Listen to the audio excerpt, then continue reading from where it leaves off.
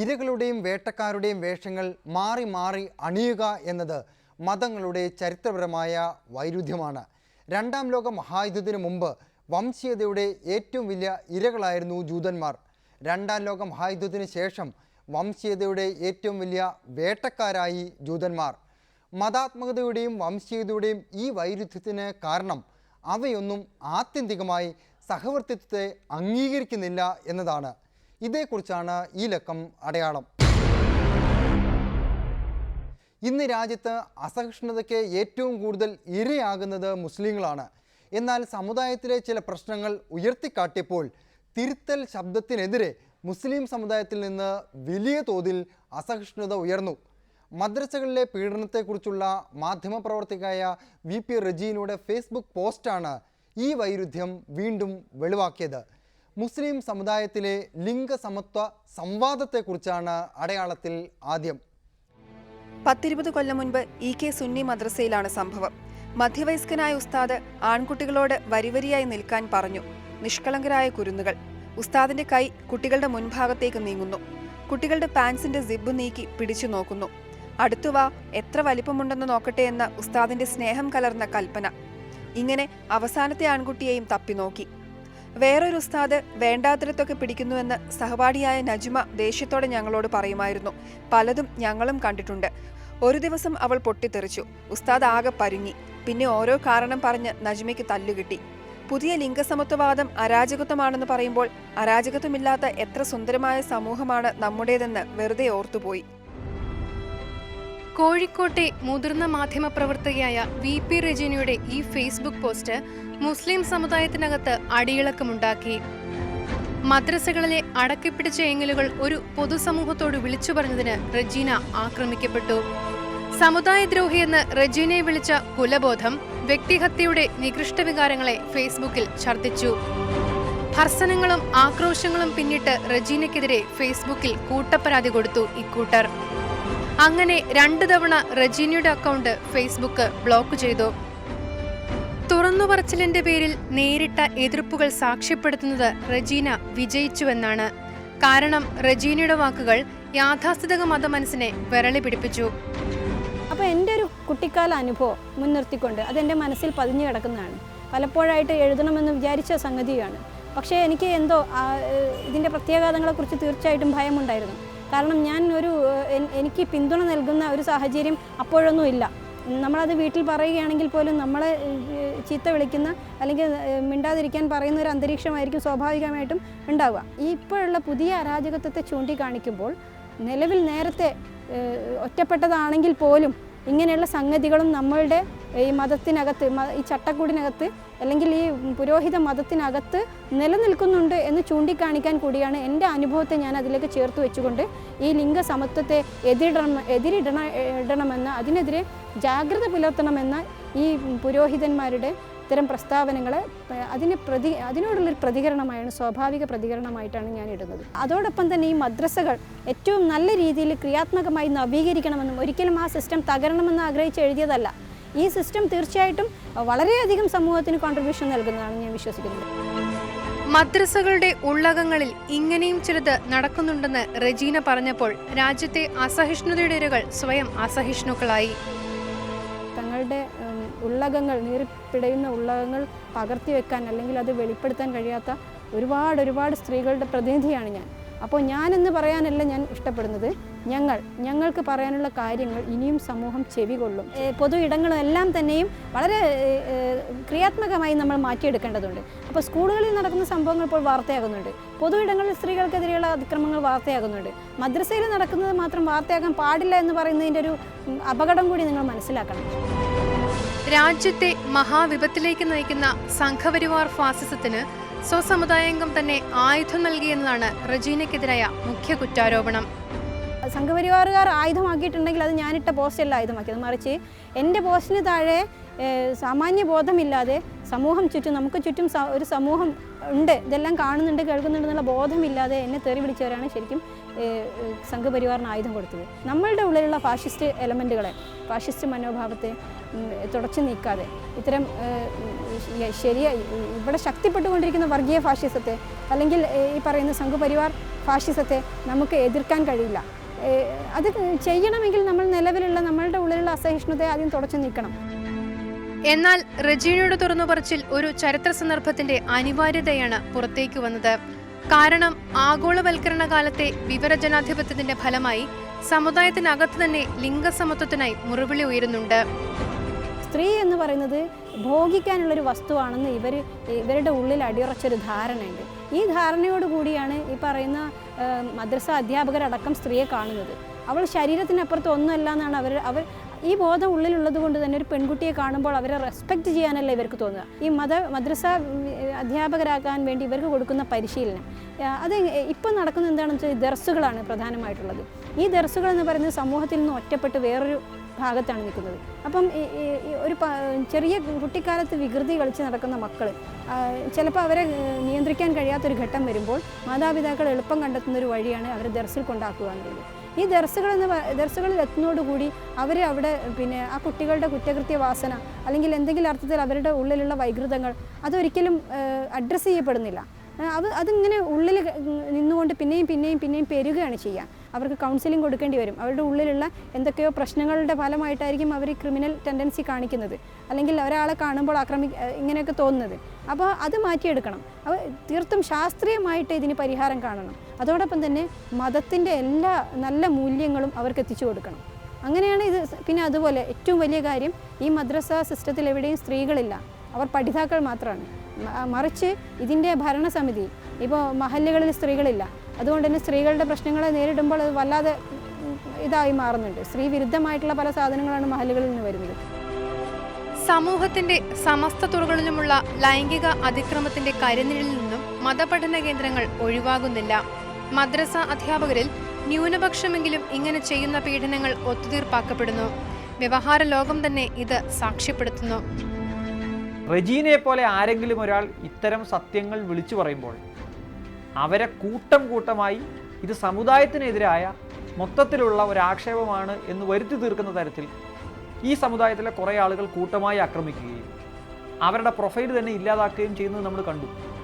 സത്യം പറയുന്ന ആളുകൾക്കെതിരായി പോലും ഇത്തരത്തിൽ ആക്രമണങ്ങൾ ഉണ്ടാകുമ്പോൾ, അതും റജീനയെ പോലെ വളരെ ഉയർന്ന വിദ്യാഭ്യാസ നിലവാരവും സമൂഹത്തിൽ മാന്യമായ ഒരു തൊഴിൽ ചെയ്ത് ജീവിക്കുകയും അല്ലെങ്കിൽ ഒരു ആക്ടിവിസ്റ്റും ഒപ്പം ഒരു മാധ്യമപ്രവർത്തകമായിട്ടുള്ള ആളുകൾക്കെതിരായി പോലും ഇത്തരത്തിൽ അക്രമങ്ങൾ ഉണ്ടാകുമ്പോൾ, മലപ്പുറം, കോഴിക്കോട് ജില്ലകളിലോ അല്ലെങ്കിൽ കാസർഗോഡ് ജില്ലയിലോ ഒക്കെ വളരെ ദയനീയമായ ജീവിത സാഹചര്യങ്ങളിൽ ജീവിക്കുന്ന ആളുകൾക്ക് എങ്ങനെയാണ് ഇത്തരം കാര്യങ്ങൾ പറയാൻ മുന്നോട്ട് വരാൻ തയ്യാറാവുക?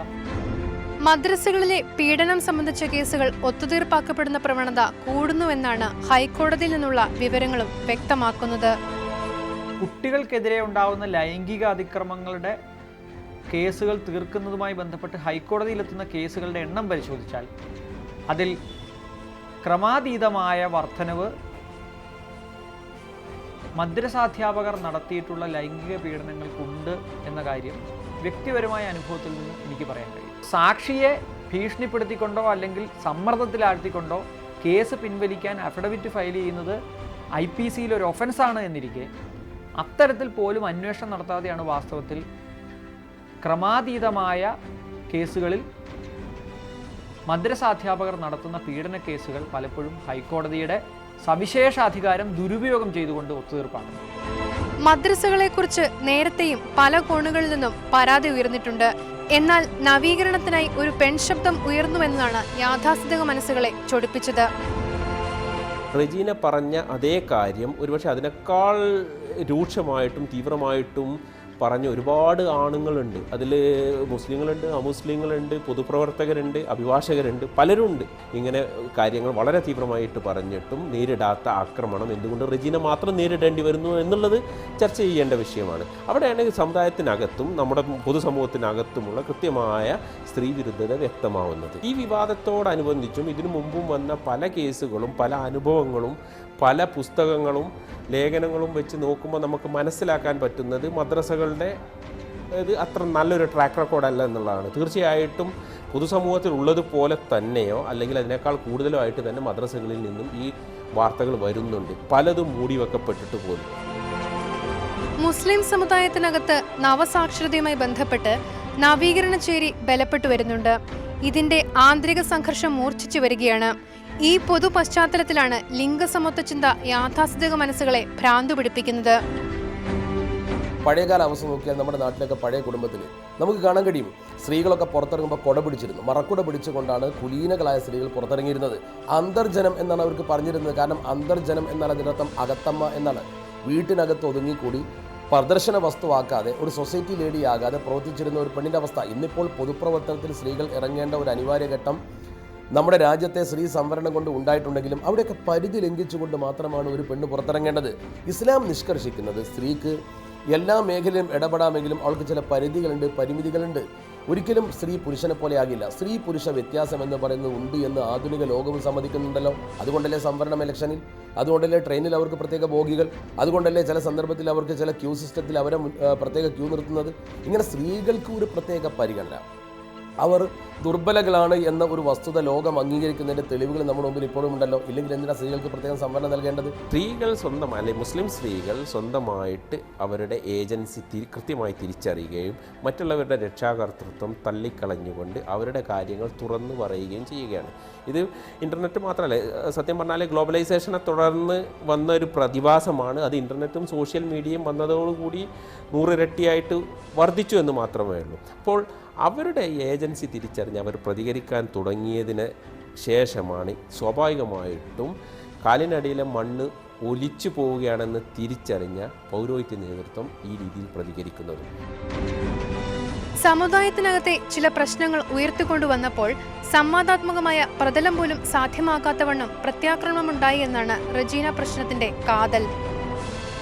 ആൺകുട്ടികൾ ലൈംഗികമായി പീഡിപ്പിക്കപ്പെടുന്ന ഒരു പക്ഷേ ഏറ്റവും വലിയ സമൂഹം മാപ്പിള മുസ്ലിം സമൂഹമായിരിക്കും. അതിന് വലിയ വ്യത്യാസമൊന്നുമില്ല. മറ്റു സമുദായങ്ങളുണ്ട് എങ്കിൽ കൂടുതൽ ഈ വിഷയങ്ങളൊക്കെ അഡ്രസ്സ് ചെയ്യണം. ഇത് നിങ്ങളിങ്ങനെ മൂടി വെച്ചുകൊണ്ട് കാര്യമില്ല. അപ്പം ഫറൂഖ് കോളേജ് പോലെ വിഷയത്തിൽ നമ്മളൊക്കെ സപ്പോർട്ട് ചെയ്യുന്നത് എന്തുകൊണ്ടാണെന്ന് വെച്ചാൽ ആൺകുട്ടികളും പെൺകുട്ടികളും തമ്മിൽ ഒരുമിച്ചിരുന്ന് കഴിഞ്ഞാൽ എന്തോ വലിയ പാതകമാണ്, എന്തോ വലുതൊക്കെ സംഭവിക്കാൻ പോകുന്നു എന്നുള്ളത് ഒരു തെറ്റിദ്ധാരണയാണ്. മാനസികമായി വളരാത്ത ആളുകൾക്ക് മാത്രമാണ് ആണും പെണ്ണും കൂടി ഒരുമിച്ചിരുന്ന് കഴിഞ്ഞാൽ ആ അട്രാക്ഷൻ തോന്നുന്നുണ്ട്. നമുക്കൊക്കെ തോന്നിക്കഴിഞ്ഞാൽ നമ്മളെ ബോധം അതിനെ തടയും, നമുക്ക് തോന്നില്ല. മനസ്സിലായില്ലേ? ആ രീതി സമുദായത്തിൽ എല്ലാവരും മാറ്റിക്കൊണ്ടുവരണമെങ്കിൽ എന്നെക്കാട്ടും നിങ്ങളെക്കാട്ടും ഇടപെടാൻ പറ്റും സമുദായങ്ങൾക്കാണ്. മദ്രസകൾ നവീകരിക്കുന്നത് സംബന്ധിച്ച ആത്മപരിശോധനയാണ് യഥാർത്ഥത്തിൽ ഈ ഘട്ടത്തിൽ ഉയർന്നു വരേണ്ടത്. പക്ഷേ പുലഭ്യം പറച്ചിൽ മാത്രമാണ് സംഭവിച്ചത്.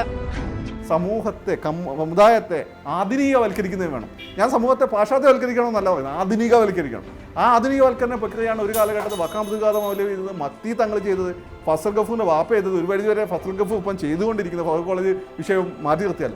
അപ്പോൾ ആ ഒരു പാതയിലൂടെ മുന്നോട്ട് പോകാൻ വിവിധ മതസംഘടനകൾക്ക്, ഇസ്ലാമിലുള്ള കേരളത്തിലെ മാപ്പിള മുസ്ലിങ്ങളുടെ വിവിധ സംഘടനകൾക്ക് പറ്റണം. സമുദായത്തിനെ വിദ്യാഭ്യാസത്തിനോട് അടുപ്പിച്ചത് മതവിദ്യാഭ്യാസം മാത്രമല്ല, ഭൗതിക വിദ്യാഭ്യാസത്തിനോടും വിദ്യാഭ്യാസം എന്നതിലേക്ക് വെച്ച പാലമായിരുന്നു മദ്രസകൾ.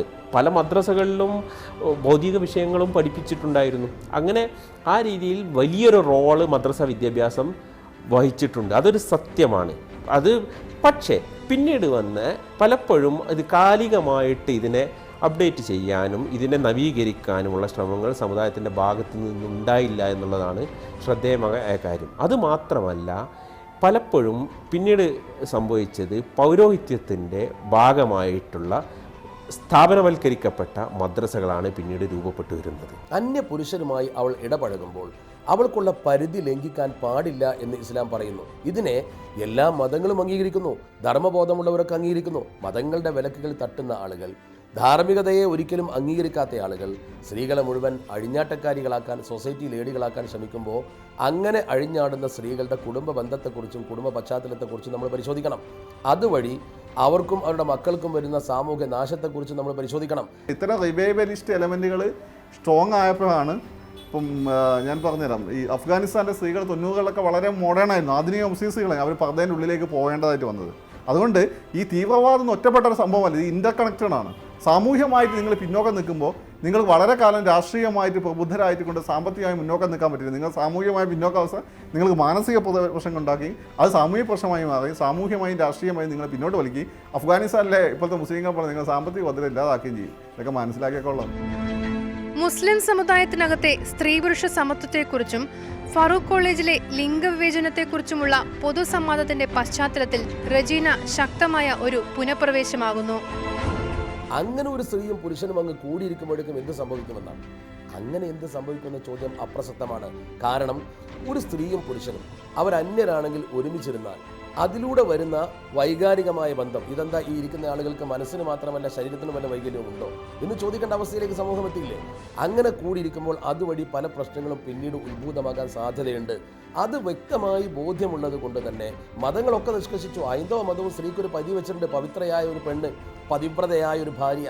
ഒരു ആരോഗ്യപരമായിട്ടുള്ള ഒരു ബന്ധം അല്ലെങ്കിൽ ജൈവികമായിട്ടുള്ള ഒരു സ്ത്രീ പുരുഷ ബന്ധമില്ലെങ്കിൽ പിന്നെ തീർച്ചയായിട്ടും അവിടെ ഉണ്ടാവാൻ പോകുന്നത് അനാരോഗ്യകരമായിട്ടുള്ള പ്രവണതകളായിരിക്കും. അതൊന്നുണ്ട്. അതേപോലെ തന്നെ നമ്മൾ മനസ്സിലാക്കേണ്ടത് ഈ സ്ഥാപനങ്ങളിൽ ശരിയായ രീതിയിലുള്ള ഓഡിറ്റിങ്ങോ അല്ലെങ്കിൽ ജനാധിപത്യപരമായിട്ടുള്ള രീതിയിലുള്ള ഒരു ഘടനയോ ഇല്ല. ഇതില്ലാത്തത് കൊണ്ട് തന്നെ ഇവർക്ക് വല്ലാത്തൊരു ഇമ്മ്യൂണിറ്റി കിട്ടുന്നുണ്ട്. കാന്തപുരം AP അബൂബക്കർ മുസ്ലിയാർ നടത്തിയ സ്ത്രീവിരുദ്ധ പരാമർശം സമുദായത്തിലെ തർക്കങ്ങളെ സ്ഫോടനാത്മകമാക്കി. സ്ത്രീക്ക് സമത്വാർഹതയില്ലെന്ന കാന്തപുരത്തിന്റെ വാദത്തിനെതിരെ മുസ്ലിം യുവജനം കാര്യക്ഷമമായി പ്രതികരിച്ചു എന്നതാണ് ഏറ്റവും പ്രതീക്ഷാജനകമായ കാര്യം. ഇങ്ങനെ വന്ന സമയത്ത് വലിയ പുരോഗമനം സംസാരിക്കുന്ന ഇവിടെയുള്ള മുസ്ലിം സംഘടന മുജാഹിദ് യുവ എന്താണ് അവർ പ്രതികരിച്ചത്? അതിനുശേഷം AP അബൂബക്കർ മുസ്ലിയാരുടെ പ്രസ്താവന വന്നു. അവരെന്താണ് പ്രതികരിച്ചത്? ജമാഅത്ത് ഇസ്ലാമി, ഞാൻ ചോദിക്കട്ടെ, ഫറൂഖ് കോളേജ് വിഷയത്തിൽ ഒന്നും മിണ്ടാതിരുന്ന ഈ ജമാഅത്ത് ഇസ്ലാമി അവരുടെ പത്രത്തിലാണല്ലോ ഈ കുട്ടി വർക്ക് ചെയ്യുന്നത്. എന്തുകൊണ്ടാണ് അവർ ഈ ഒരു പ്രസ്താവനയെ ഈ കുട്ടിയെ സപ്പോർട്ട് ചെയ്തത്? അത് EK സുന്നിക്ക് എതിരായതുകൊണ്ടാണ്. അവരെ പവർ പൊളിറ്റിക്സിന്റെ ഭാഗമായതുകൊണ്ട്. അവർക്കെതിരെ പറഞ്ഞാൽ എന്താ ചെയ്യുക? ഇവന്മാർ കാണിച്ചു കൊടുക്കുന്ന ഉന്യാസങ്ങൾക്കെതിരെ പറഞ്ഞാൽ എന്താ ചെയ്യുക? അവർ സപ്പോർട്ട് ചെയ്യില്ല. എന്നാൽ പൊതുരാഷ്ട്രീയ നേതൃത്വം കാന്തപുരം എന്ന വോട്ട് ബാങ്കിനോട് പുലർത്തിയ മിതത്വമാണ് ഏറ്റവും ഭീതിതമായ കാര്യം.